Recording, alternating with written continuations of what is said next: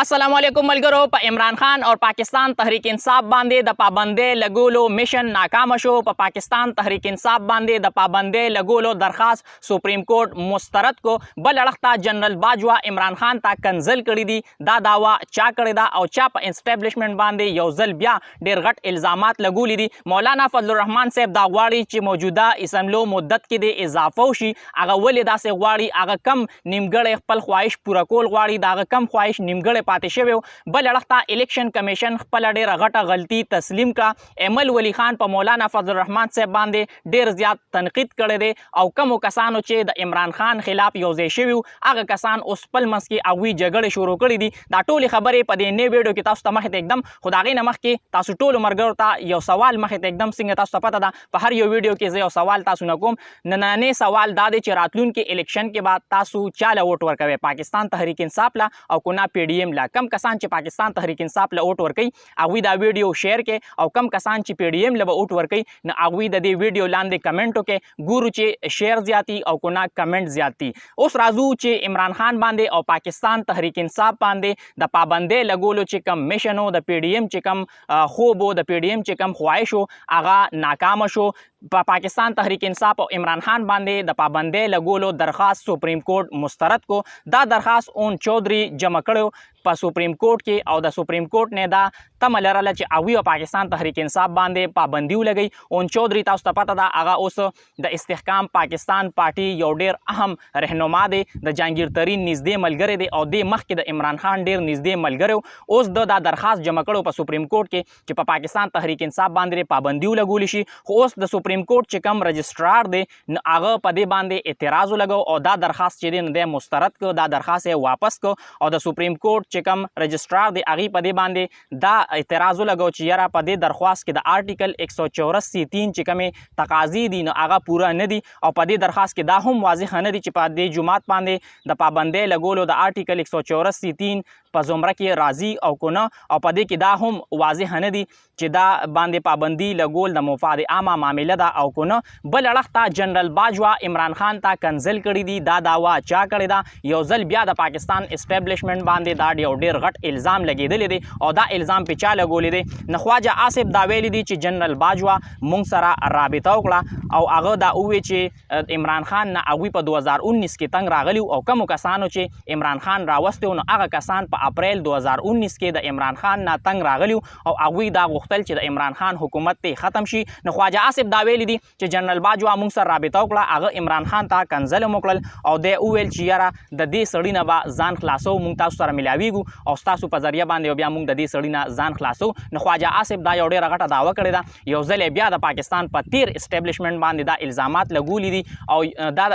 ادارې باندې هم الزام دی او دې نه دا ثابتېږي چې د هغوی په پاکستان په سیاست کې مداخلت دی. نه د دې ضرور کاروایي پکار ده چې ولې کوم د حکومتي کسان دي دوی هر ټیم په تیر اسټابلیشمنت باندې یا موجوده اسټابلیشمنت باندې داسې الزامات لګوي.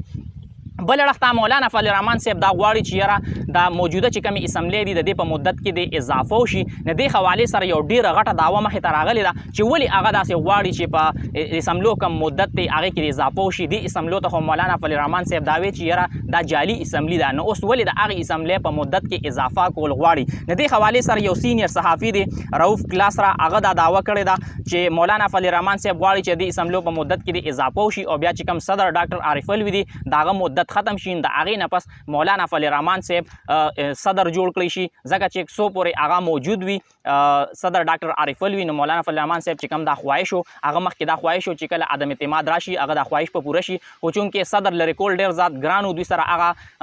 تعداد نه هغه منډیټ دوی سره نه، هغه دا خواهش چې دی دا نیمګړی پاتې شو. نو اوس مولانا فضل الرحمن صاحب دا غواړي چې زما دا خواهش پوره شي، نو ځکه هغه دا غواړي چې د اسمبلو په مدت کې د اضافه وشي. خو پیپل پارټي چې دا نو هغه د دې مخالفت کوي. بل اړخ ته الیکشن کمیشن خپل یو ډېره غټه غلطي تسلیم کړه او هغوی پرون یو لیست جاری کړ د هغې سیاسي جماعتونو کم چې به راتلونکي الیکشن کې حصه اخلي. نو په هغې لیست کې پاکستان تحریک انصاف نه و، خو بیا په سوشل میډیا باندې هم ډېر زیات دا خبر وایرل شو. د هغې نه پس الیکشن کمیشن هغه لیست چې دی نو هغې کې درستګي راوسته او هغې اپډیټ کړ، یو نوې لیست یې جاري کړ. نو هغې کې بیا د پاکستان تحریک انصاف نوم شامل او الیکشن کمیشن دا وویل چې دا یو ټایپنګ مسټیک و، زموږ نه دا غلطي شوې وه په ټایپنګ کې. بل اړخ ته ایمل ولی خان په مولانا فضل الرحمن صاحب باندې ډېر زیات تنقید کړی دی او دی ویلي دي چې یاره مولانا فضل الرحمن صاحب کوم پریس کانفرنس و په هغې باندې خپل رد عمل ورکړی دی او احمد ولی خان دا ویلي دي چې د خیبر پښتونخوا حکومت دی داسې حلوا نه ده چې هر یو کس پې خوري او د حکومتونو مونږ اوږي نیو چې مونږ د حکومتونو اوږي او ما په چا بزرګ باندې د کرپشن الزام نه دی لګولی صرف د گورنر خبره مې کړې ده او دا ټول قوم ته پته ده چې گورنر د مولانا صاحب دپاره او د هغه د پارټۍ دپاره د شرم باعث ګرځي ما ته نه وه پته چې گورنر څنګه سړی دی ځکه ما د هغه حمایت وکړو زه خپله غلطي تسلیموم چې ما د دې گورنر حمایت کړی دی او دا خو مونږ ته پته نه وه چې هغه څنګه سړی دی صرف مولانا فضل الرحمن صاحب ته دا ښه پته وه ځکه چې دا د هغوی د کور سړی دی نو په مولانا فضل الرحمن صاحب باندې او په دغه باندې ډېر زیات تنقید کړی دی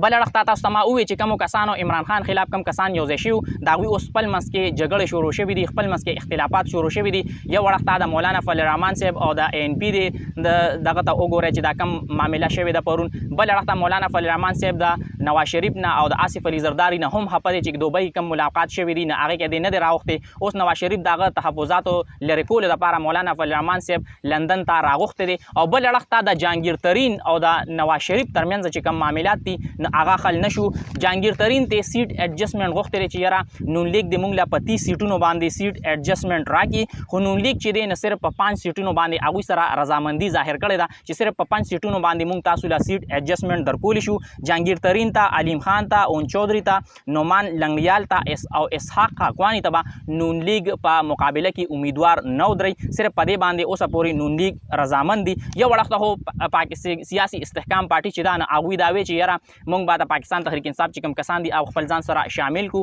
او بیا به ووټرز چې دي هغه به زموږ طرف ته راشي خو هغه حساب خو ونه شو ځکه چې ووټر صرف او صرف د عمران خان دی منډیټ چې دی هغه صرف د هغه دی ووټ بینک چې دی هغه صرف د عمران خان دی د دوی چې کومه دا منصوبه وه نو دا ناکامه شوه او دوی سره دا فکر دی چې کوم د پاکستان تحریک انصاف نه کم کسان